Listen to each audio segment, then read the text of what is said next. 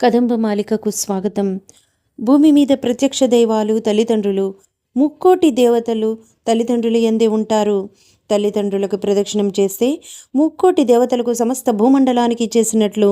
జీవితంలో ఏం కోల్పోయినా మళ్ళీ సంపాదించవచ్చు, కానీ ఒక్కసారి తల్లిదండ్రుల్ని కోల్పోతే మరి జన్మలో చూడలేం. భూమి కంటే బరువైంది తల్లి, ఆకాశం కంటే ఉన్నతుడు తండ్రి. తనువుని తల్లి ఇస్తే వారసత్వాన్ని తండ్రి ఇస్తాడు. ప్రపంచంలో ఎంత హోదా, ఎంత డబ్బు ఉన్నా తల్లిదండ్రుల ప్రేమకి నోచుకొని వాడే అతి పేదవాడు. తల్లిదండ్రుల రుణం తీర్చుకోలేం.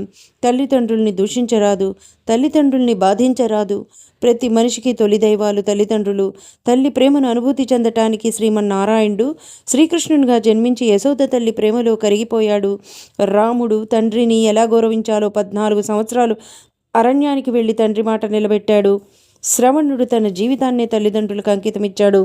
తల్లిదండ్రుల్ని గౌరవించండి, వారిని బాధించకండి.